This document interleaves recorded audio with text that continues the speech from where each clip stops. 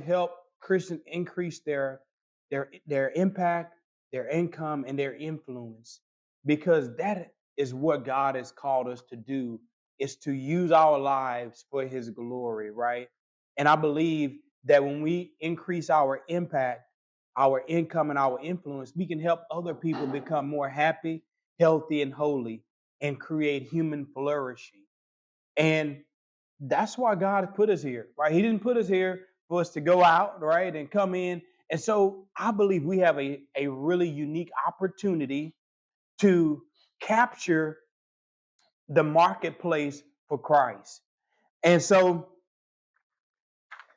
this morning, we're going to talk about, from my book, Missionary Moneymaker, why making a dime is making a difference. And so one of the things that I've taken time to think through is that there's three things that the church really struggle with talking about, but we need to talk about it. And we need to disciple people about it. And these three things is money, sex, and relationships. I mean, again, nobody wants to talk about it, but these three things impact our lives so much. Again, I'll say it: money, sex, and relationships. And so today we're going to talk about the money piece, because money is important. We talk about it, it impacts us, but it's sort of taboo to have some conversation about it. But if we're not talking about it, we're thinking about it, and it's impacting our lives. And so what I want to do today is talk about how we can use money for God's glory. And so the first thing that I want to do, I want to define what a missionary money maker is. So a missionary money maker is a Christian who have identified that they have been called to the marketplace as missionaries. Not someone who's a Christian and has a career, but what they've done is said, I've identified that this is an opportunity for me to strategically use my career, my company, whether you're an entrepreneur, employee, executive, but my role in the marketplace, to strategically impact it for Christ. Because what they have identified is that they only have one career. And that career is that they're ambassadors for Christ. If you look at the scripture in 2 Corinthians chapter 5, the Lord tells us through Paul that we are ambassadors to Christ, imploring people to be reconciled to God. Now, again, it's not about preaching on Sunday. It's not about the preacher equips us for what we do Monday through Saturday, right? And so I had a conversation recently with a guy who's wealthy, well off, who's a Christian business owner, sold his business. But this is what his dad told him over 50 years ago, who was a pastor. His dad told him, son, the world doesn't need more preachers. They need more business people strategically sitting across the table for them, that they can watch how Christ is working in their lives. So what that says to me is that God doesn't need more pastors, more preachers inside the church. He needs Christians strategically placed in different industries, different marketplace to serve that industry.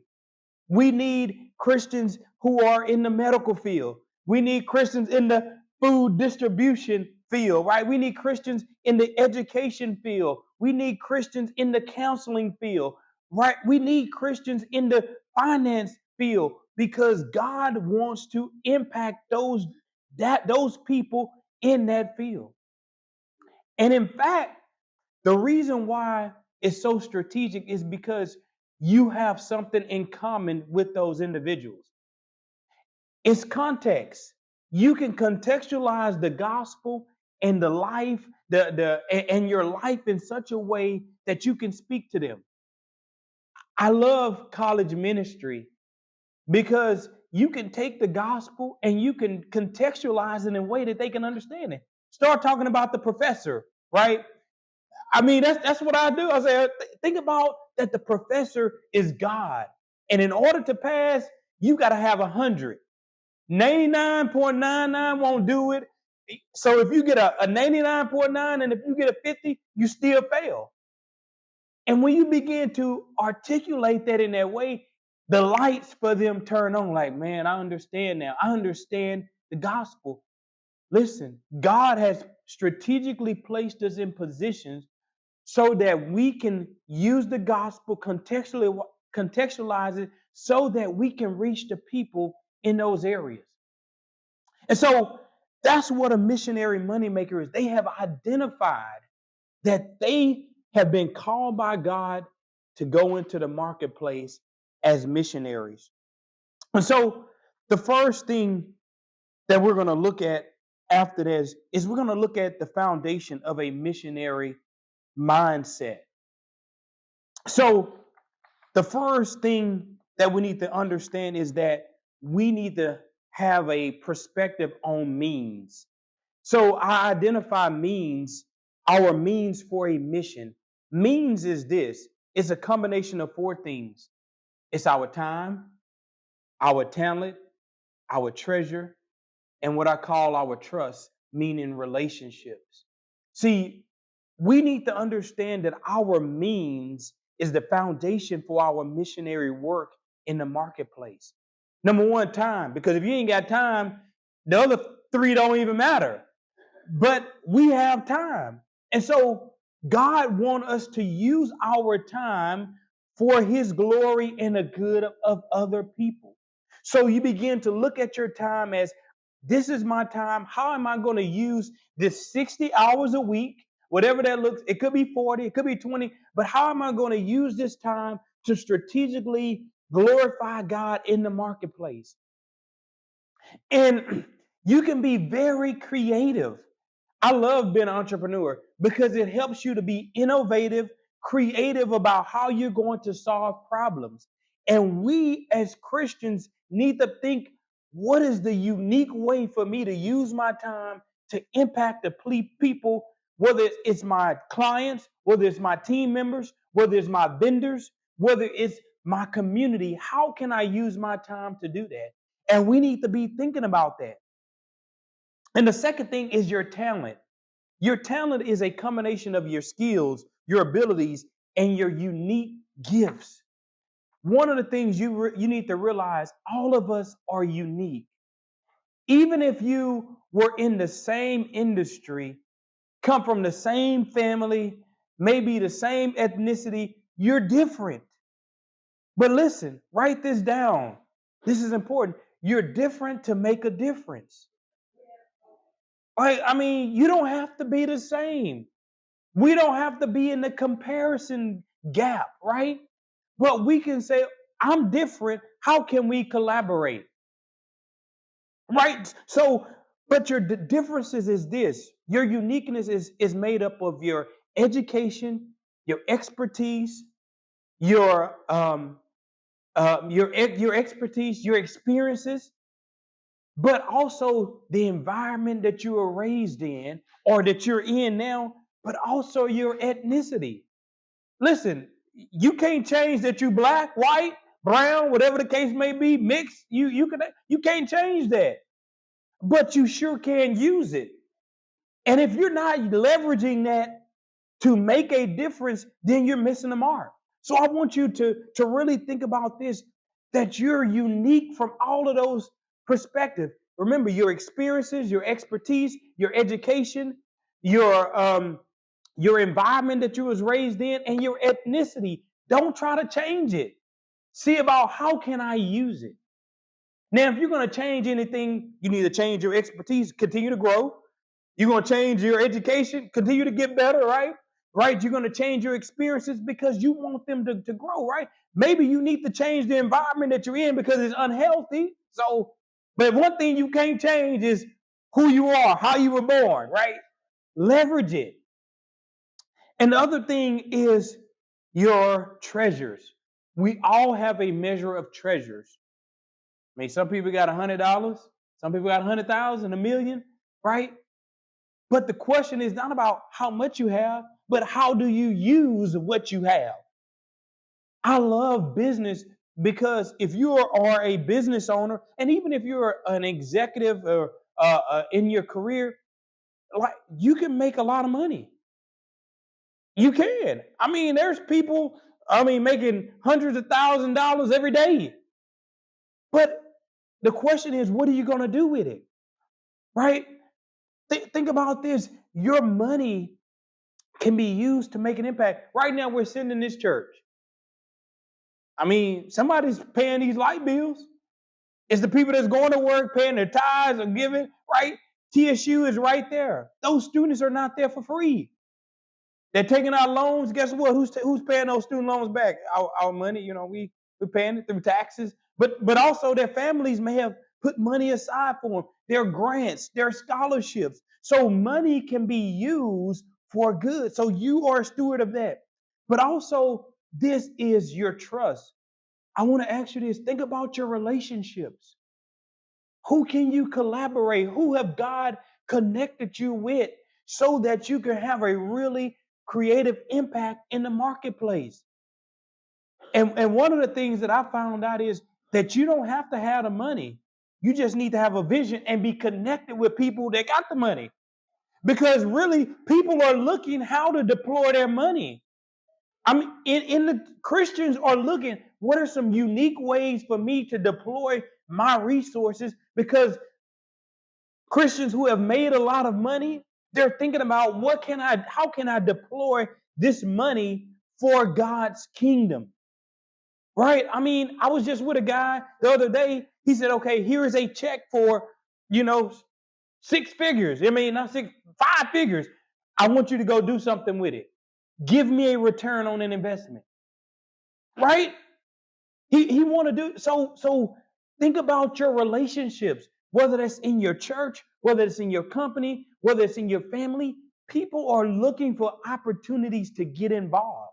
And so one of the challenges that I want to challenge you with, if you have a job in the marketplace and you may be like, man, I don't know what I'm going to do, how I'm going to impact it.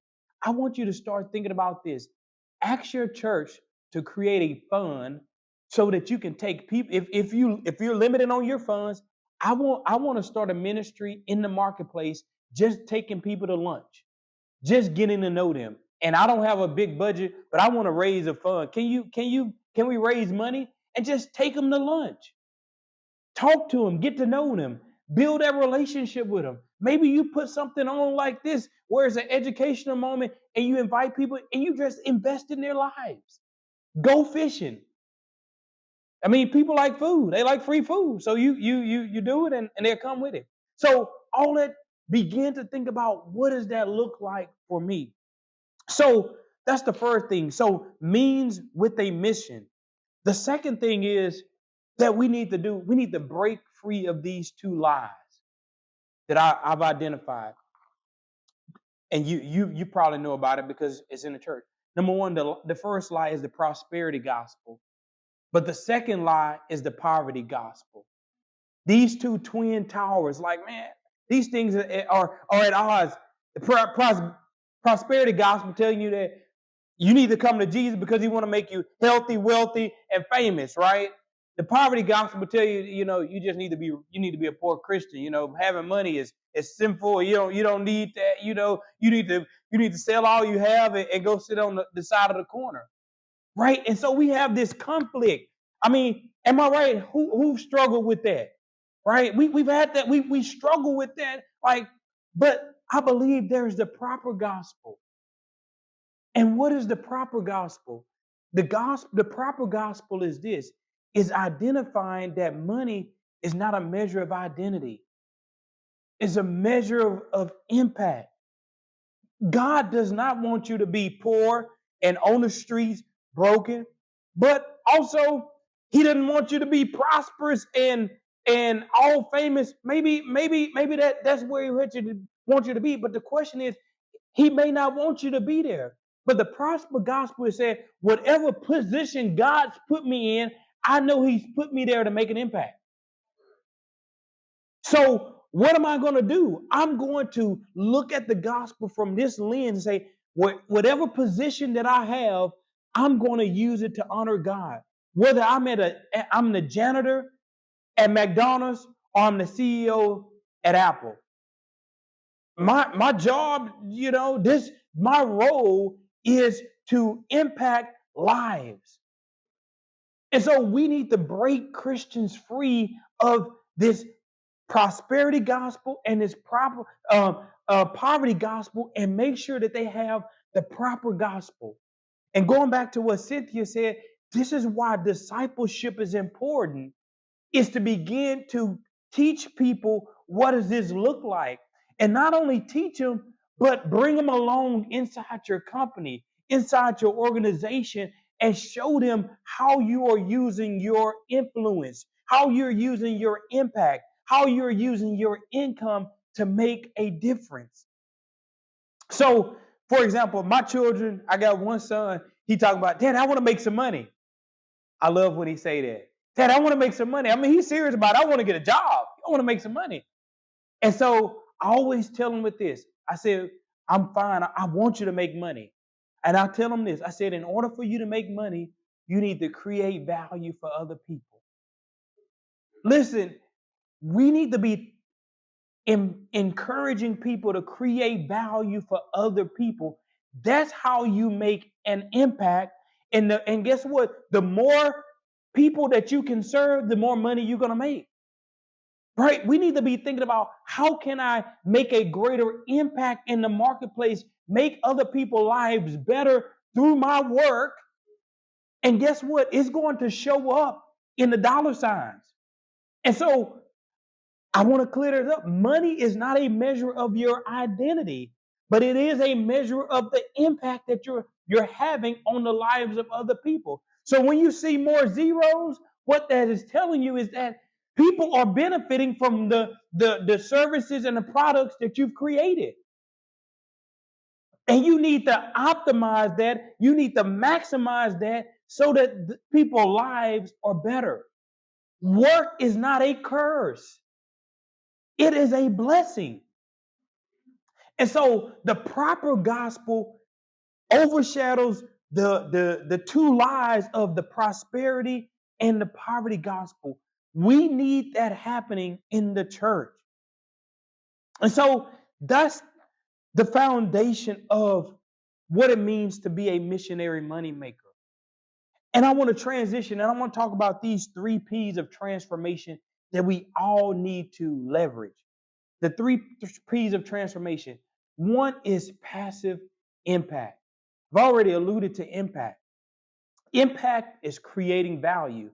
But passive impact is that you do the work and you see the results like a snowball effect, is continue to have impact long after you've started it. And so it's one of the ways that you can leverage your time is through passive impact. So there's a few ways that you can have passive impact. One of the things that I've done is write books.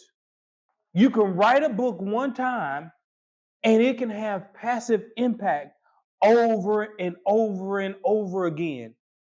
Through my books, and I've taken time to evaluate it, I've been able to impact over 25 countries. And I've come to the point, like, I want to use my time to give God the best return on his investment. And the way to do that is to create something that's having a snowball effect. And so it's this passive impact. And so for my seasoned people in the room, meaning that you're a little bit older than me, praise God. But you have some experiences, expertise, education that you need to leave to the next generation. Because guess what? You're going to die. I'm going to die. But guess what? When you die, this information that you've left, it can continue to have an impact on the lives of other people. So I want to say this: don't let the music die with you. I mean, so many people are letting the music die with them. So, Cynthia, there's all those women that you're impacting. If they're over 60, they're retired, they need to be writing some books. Because the younger generation need to know how to get through. Right? Trevor, he's in his 20s, but he has experience. He needs to write about it. Pastor Russell, Andrea, Janet, Gordon, we all have experiences that we can pass on to other people. So that's just one tool, is a book, but maybe it's a podcast, right? Or maybe it's a training. Or maybe it's a business that you've created and now that you can walk away from it and you can put somebody in the seat. Whatever the case may be, maybe it's a ministry that is just continue to go on. And so that's passive impact. It's creating value for people long after you're gone. And that's one of the ways you can give God the best return on his investment.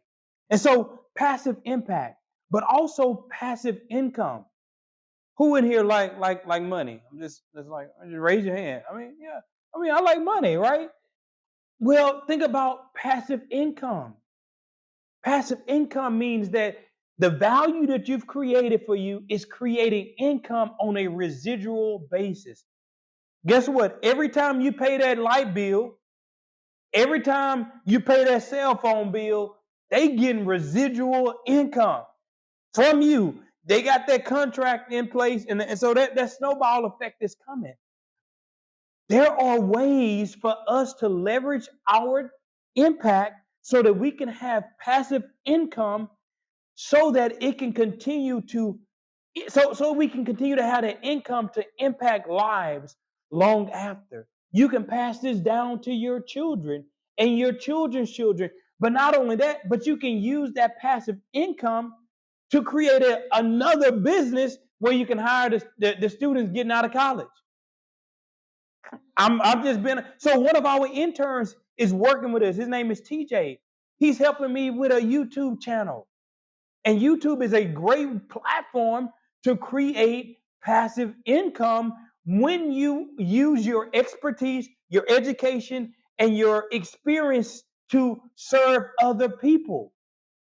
And let me say this, no matter what you've been through is valuable. Your story, somebody needs to hear. So think about this. My oldest son helped me realize this. He was reading through the Gospels and he called me in the room. He said, Daddy, I want you to look at this. He said, all four of the Gospel talks about Jesus' life, his death, his burial. Why is this? What's happening? And I told him this, and it hit me in that moment. I said, because they're, number one, they're all unique. They saw the same, they experienced the same thing, but they saw it from a different lens. Then they also wrote to a different audience. But then thirdly, they had a different reason for writing to that audience. When you read John said, I wrote this to you. So when hearing it, you may see all these miracles that you may believe that Jesus is the Son of God, right? And you may be saved. Matthew, remember, he wanted the Jews to know that Jesus came from who he came from so that they can connect that he is the Messiah. So why did I bring this up? Is that you may be saying, somebody already wrote that book. Somebody already started that ministry. Somebody already started that business. Well, guess what? They're not you. You need to start it because you're unique. You're valuable. Your story, your experience has a different lens on it. And there's opportunities for us to do that. There's opportunities for us to deploy our education, our experience, our education into the marketplace from that perspective. So I want to tell you, go start something. Go do something. Or go support somebody that's doing it because you are needed. One of the things that I want you to walk away from this is that if you say, I don't know where to get started, let me just say, start somewhere. Because you are needed. There's problems that need to be solved. I was telling my wife, I said, we have no need of opportunity to serve. I'm like, man, I got so much that I want to do. But that's because our perspective is that we need to be serving. There's opportunities. So take any problem and go solve it and go get somebody to help you because it's there. So that's the three. So one of the P is passive impact, passive income, but positive influence. You need to be positively influenced in shaping the lives of other people. We cannot allow the world to be the one that's shaping the culture. We need to be out shaping the culture. Write this down, Proverbs chapter 18, verse 16. It talks about that when you are good at your craft, you're going to sit before good people. I'm paraphrasing. It doesn't say it that way. But Proverbs 18 and 16, it talks about that. It says you're going to stand before great people. Listen, you need to we need to become great at our trade, our craft, our talent, our gifting, whatever that may be, whether that craft is making more money, whether that craft is distributing food, whether that craft is counseling, it doesn't matter, whatever that craft is, we need to become so good at it, people want to hear about it from us. This is not about pride. Then you need to think, you need to tell these people, it's not about pride, but it's about productivity. Again, you becoming better is not about pride, wanting to be seen, but it's about productivity. When you become great at what you're doing, people are wanting to know, why are you doing this? And it opens the door for you to impact more people. And so become good at it because you have an opportunity to have that positive influence. We need to be teaching this to our children. We need to be teaching this to the people in our church. Go out and be good at your craft so that they can say, I'm going to promote you. I want you to have more influence. I want to give you more responsibilities. I mean, in our vacation Bible school, we learn about Joseph. He was so good and he was so humble and he served so well. And what? God lifted him up. Now, again, God had a purpose for it all, but God has a purpose for you too. Right? So get out there and if you're going to be second in command, take that mantle and go impact the world. Joseph did it. Do you want to be the president of the United States? Well, go do it. God needs Christians in government. We need Christians, in there making those laws that's going to make sure that we have a culture, a society that is flourishing well. So if you want to be a politician, go be a good one. So that's the 3 P's of transformation is passive impact, passive income, and positive influence. And so I want to transition to this. I want to talk about scaling your influence from local to global. And this is about, again, I want you to understand this is not about you. It's not about identity. It's about impact. And so I want to talk about scaling because, listen, there's so many people that need to be impacted by Christians. So you need to think about, okay, with what I have going on, how can I take this to the world? How can I scale this? How can I take this, make this, expand this to greater heights? Like Andrew said, she's working on HBCUs.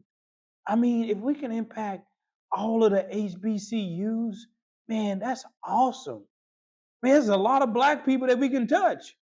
And so we need to be thinking, how can we scale our impact? And so there's some unique ways that you can do this. One of the ways that I'm doing it is through my books on my website is that I have what I call transformational partners, which are affiliate marketers. I'm like, hey, if you want to go make some money, here's an opportunity. But you can go sell this. And listen, I'm not saying something that's not going on. People are using this strategy all day long to make, I'm talking about they're making six figures every month just by selling somebody else's products and services. And so as Christians, we need to think about strategies. How can I scale my impact? Maybe it is collaborating with somebody that's already having resources and you just reselling it on their behalf because you have an audience. You're leveraging your audience, you're leveraging your platform, you're leveraging your network to make an impact. So that's what I do in terms of how we are able to impact the Baptist student ministry. I have a network. I'm using LinkedIn. I'm using the toolbox luncheon. I'm using everything that I can to talk about our mission. I mean, I was already in those places. What I'm doing is I'm just leveraging them. I'm going to the table, I'm sitting down, I'm talking about it, and I'm leveraging it for impact.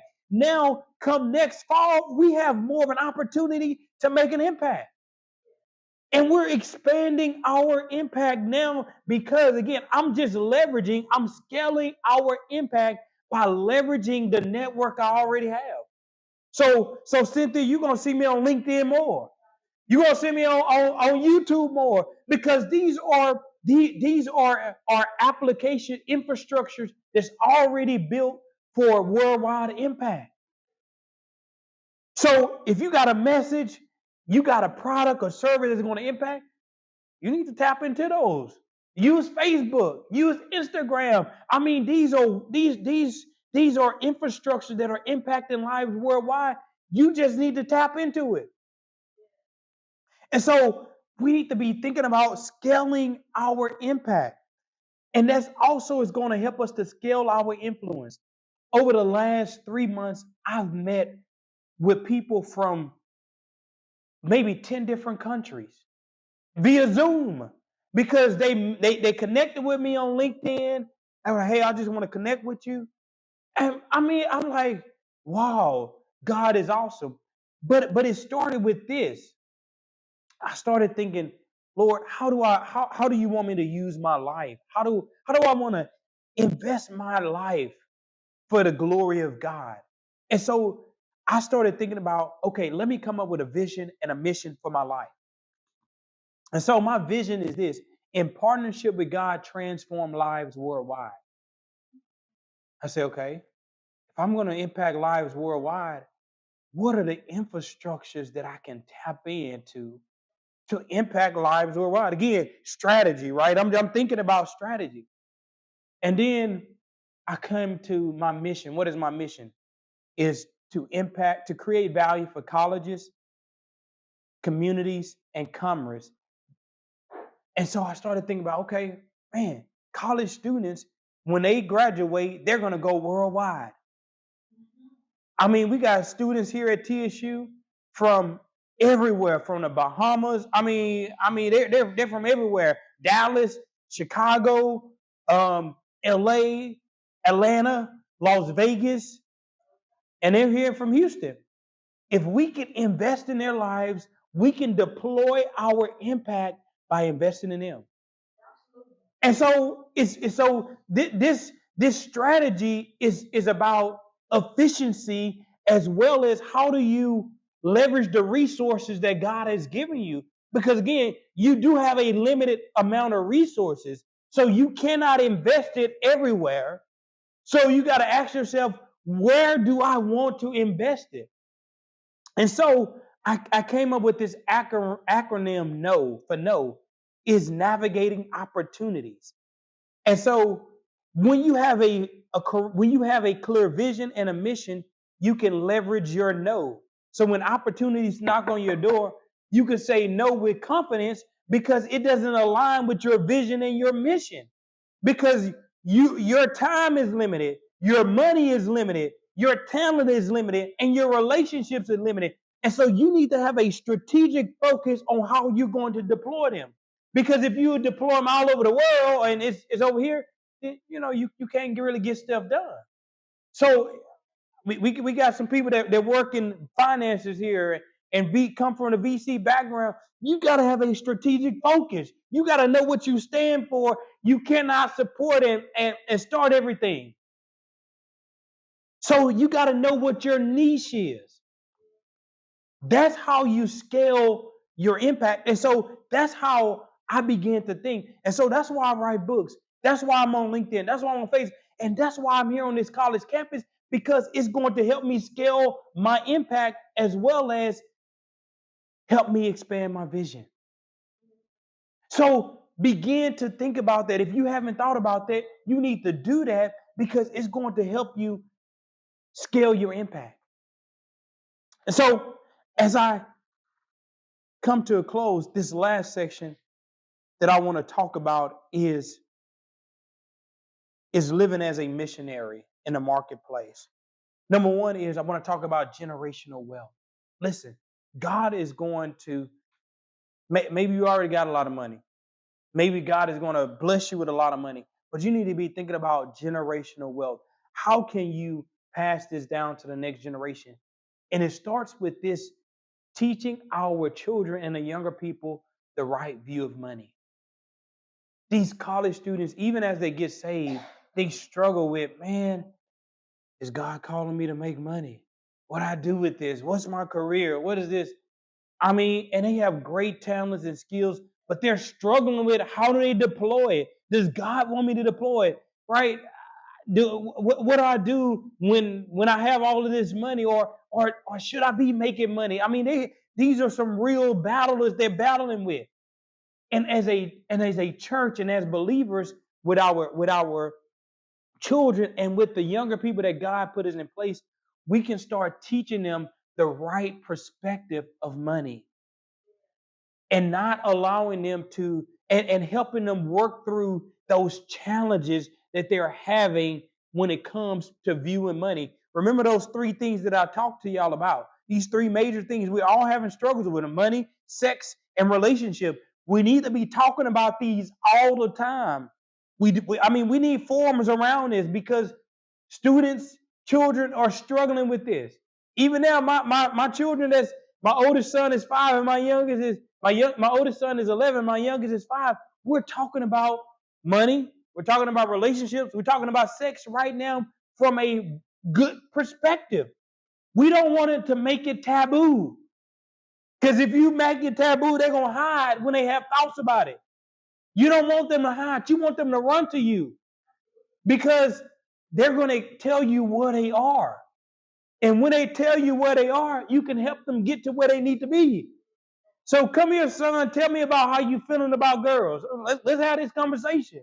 Tell me how you feeling about money, these relationships. Tell me what your thoughts are about sex. I want them to talk about it, because if it's hidden, then I don't know what they thinking. I'm in a bad position. I want you to expose it. So that with generational wealth, we need to have these conversations and begin to tell them that money is just a tool for impact. We need to help them to start thinking about, how do you start a business so that you can get these experience, so you can start handling money, so that when you have it, it's not this heartstring. It's a tool, right? It's not about my identity. And then the second thing is, we need to start thinking about the eternal ROI. Listen, y'all, you can use your money to bring people into the kingdom. I'm just saying, you can use your wealth to bring people into the kingdom. Whether you have 25,000 or 25 million, your wealth can bring people into the kingdom. Whether you give it, whether you're creating a business that's creating value for other people, and now you have people within your company that you're able to influence. Money is a tool for kingdom impact. Jesus tells us that where your treasure is, your heart will be also. He says not to lay them up, right? Don't store up your treasure here on earth. Store them up in heaven. Listen, you need to be storing up some treasure in heaven by using your money, by using the value you create for other people. And then the last thing is, I want you to live out your calling as a missionary money maker in the marketplace without comparison, without guilt. You need to be in that calling. Remember, Romans chapter 12, verse 3 tells us that God has by grace given us all unique gifts, whether it's faith, all of these different things. He has made us all different. You need to go live that out in the marketplace. You do not need to compare yourself to somebody else. But you do need to say, how am I so different? How can I collaborate this with this individual? So, with that being said, that's the close it is. And so I have two things that I want to offer to you to really go deeper in, and if it's something. One is I've created a course. It's how to write a book in a day course. I know there's people that want to get a book out. And so I want to challenge you that if that's something that you want to do and you see the value in it, I put a course together. And guess what? Any resources that come through the course, it goes to help fund this ministry at the campus. It deploy me. It's money that we have to go out and make an impact. It's helping interns on a college campus. And then the second thing is I want y'all to get connected to TSU, the BSM. August the 10th, we're going to have maybe 500 to 1,000 freshmen that's going to be moving in. For 4 years, we have an opportunity to impact this college campus.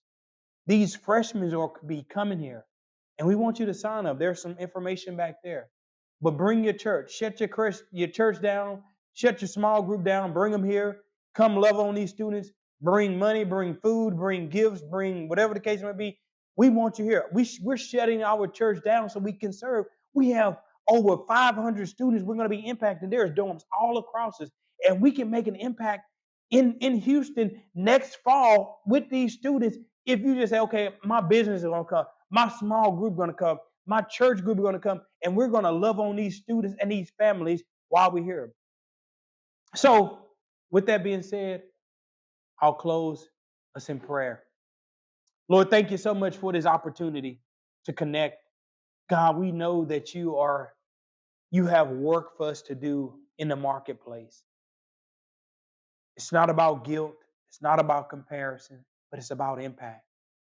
And so I pray that you would help us to really be strengthened, to go out and be different, to make a difference. No matter what our industry is, no matter who you're calling us to impact, let us go out and do it for your glory, your honor.